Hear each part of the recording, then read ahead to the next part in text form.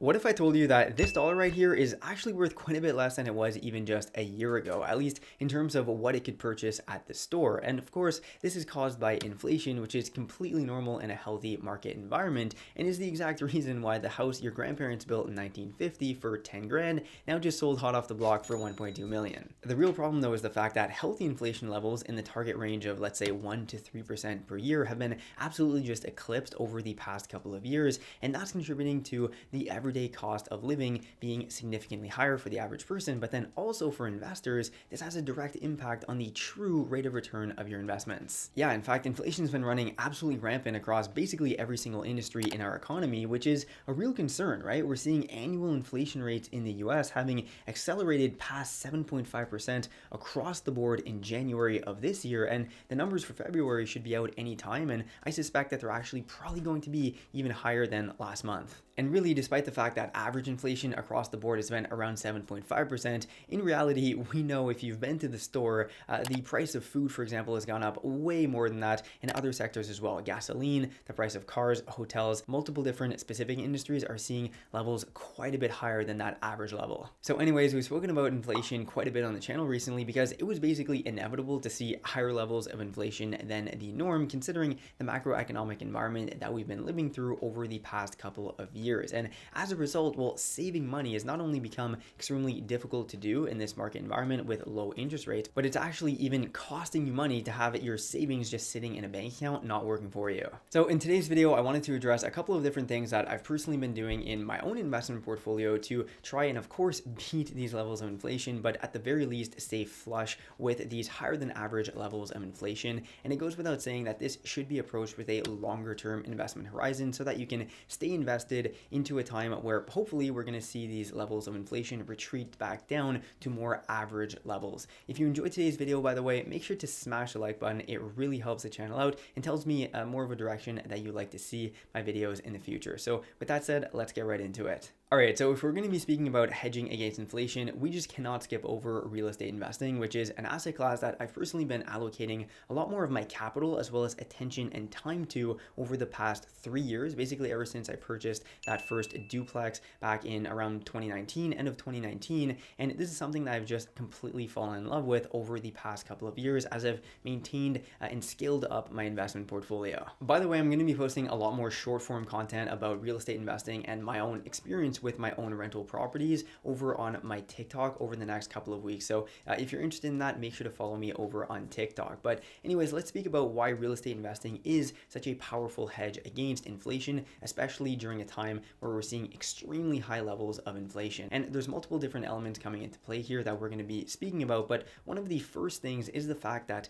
the interest rates on most of these fixed rate mortgage loans is quite a bit lower than the current high level of inflation that we're experiencing. Okay, so you know how when you're calculating your real rate of return in the stock market, you still need to take into account the level of inflation for that year. So for example, if you returned 15% in the stock market in a given year, but the level of inflation was at 5% that year, well, your real rate of return after inflation would be around 10% for 10% increase of purchasing power. Now, when it comes to real estate investing though, it's kind of the opposite concept here when it comes to a fixed rate mortgage, where if you have a fixed rate mortgage at say 3%, which is something a lot or millions even of individuals were able to lock in over the past 2-year period. Well, if your mortgage rate is 3% and then the level of inflation is at 7.5%, well, in reality, it makes a heck of a lot more sense to maintain those mortgage payments at a lower rate because this is allowing you to borrow funds at a level significantly below the level of inflation. In fact, this isn't even something that we have really here in Canada. Typically, a mortgage term is going to be,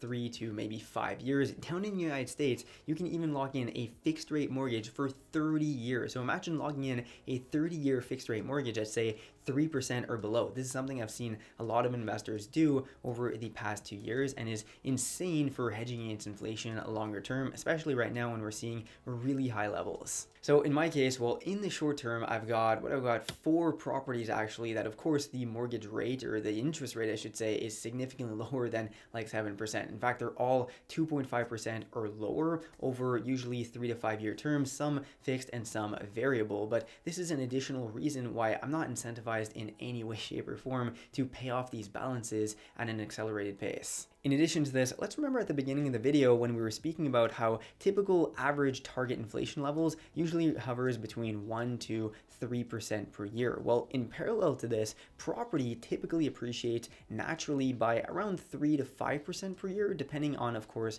multiple different factors, including the market in question. But this is an average rate that we've seen over decades, and usually when we're in periods of higher inflation, real estate will at the very least maintain or stay flush with these levels of inflation. And of course, that's exactly what we've been experiencing in the market over the past 2 years, with certain markets appreciating 20, 30, even doubling in value in some markets. Of course, that is absolutely not something that's sustainable long term, but even if we see the real estate market stay stagnant for 1, 2, 3 years, well, the amount of appreciation that we've seen over these past couple of years has severely surpassed higher inflation right now. And that's not even taking into account any of the debt pay down that you've made over those years with the mortgage payments, and then also potentially even cash flows if we're speaking about a rental property here, right? So just a quick example of one of my properties right here, a triplex. This is a property we purchased for $380,000. Yes, we're adding an extra unit to it for forced appreciation, but even just having purchased and sat on that property over the past year, right now, as it stands with rents a little bit higher than when we purchased it,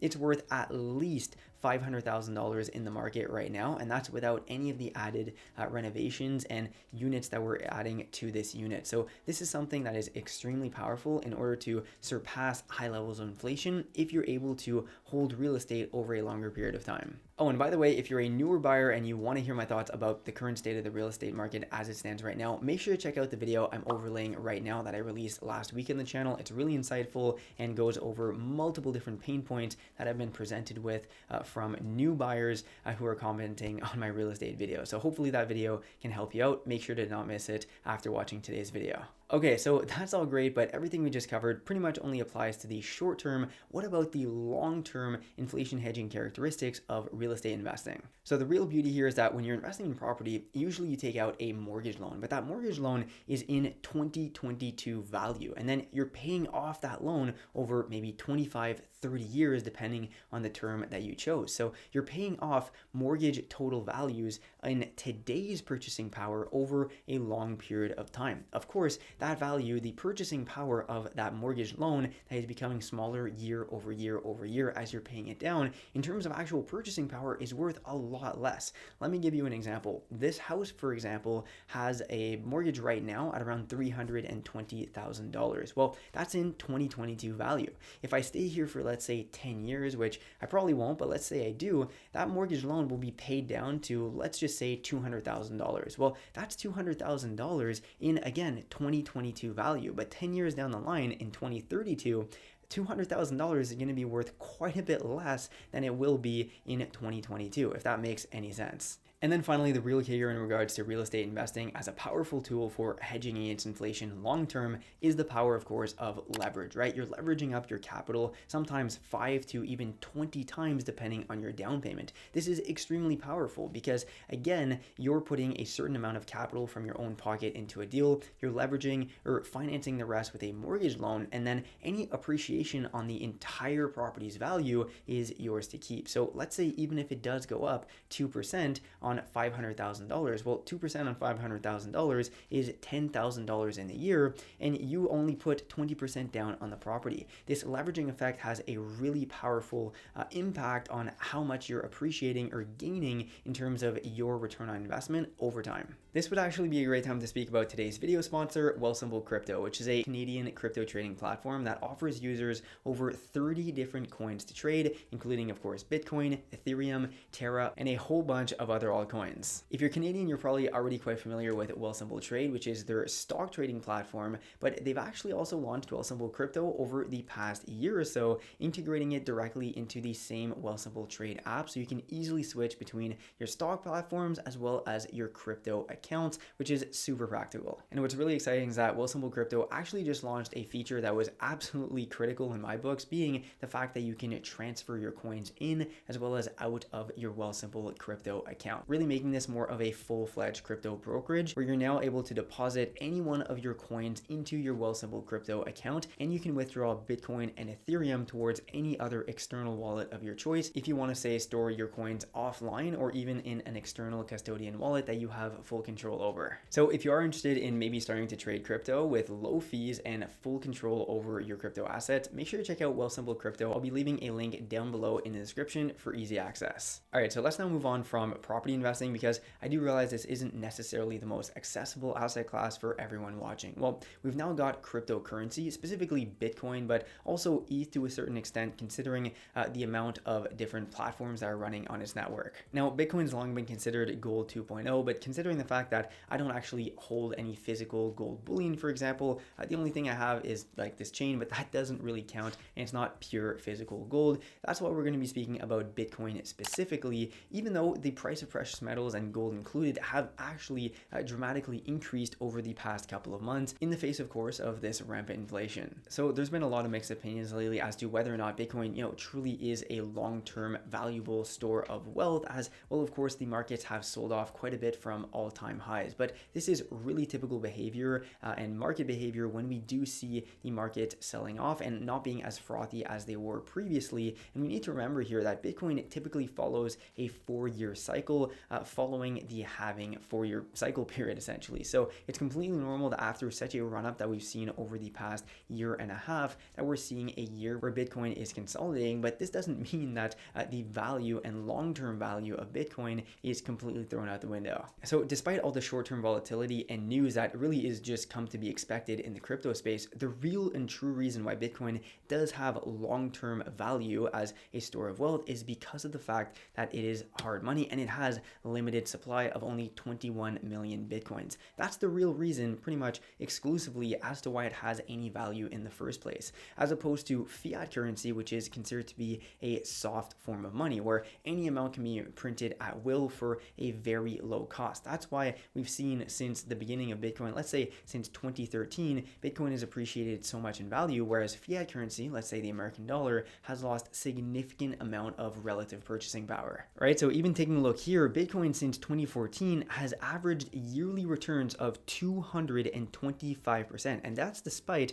multiple years seeing Bitcoin drop in value by more than 50%. That is definitely something that is eye-opening when it comes to investing in something for the long term and not looking for really short-term gains in an extremely volatile asset class. So I'm just going to put this out there right now. If you're looking to invest in crypto for the short-term gains, absolutely this is not what I'm speaking about in today's video in terms of hedging a long-term against higher levels of inflation. But if you're looking for a buy and hold strategy, which is something I've been doing every single month, I'm purchasing a couple $100s worth of Bitcoin for a long-term hold, hopefully throughout or past the next halving period. This is something that I think could be a good strategy for hedging, again, against those higher levels of inflation. All right, so let's now move into the last and arguably, not even arguably, it is the best hedge and most powerful hedge against inflation over a long period of time, and that is going to be developing your own skill sets and improving really your skill sets over time to be relevant in the market and keeping up with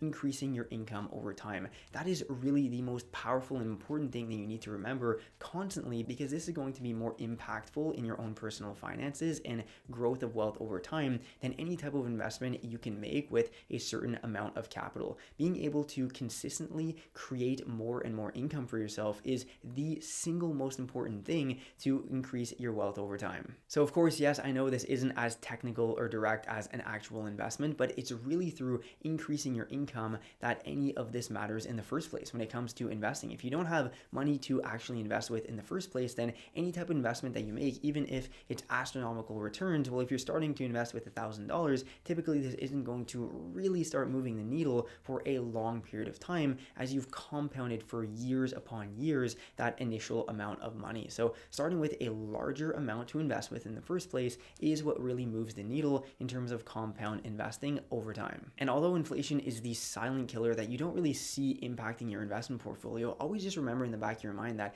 if you're not increasing your income and if your investments aren't creating a return that's at least flush with inflation, you're actually losing out on purchasing power. So I get asked this all the time. How can I save more? How can I invest more? What's the best stock? What's the best area to invest in for real estate returns over time? But none of that is nearly as important as what I just spoke about. And I challenge you to ask yourself, how am I going to create even say $5,000-$10,000 more of income this year that's strictly used for investing? That $5,000 to $10,000 that you're injecting into your investment portfolio is going to have an astronomical impact on the long-term growth of your portfolio. All right, so that's really the last thing that I wanted to mention in today's video, because again, I don't see this being mentioned enough on YouTube when it comes to the investing community.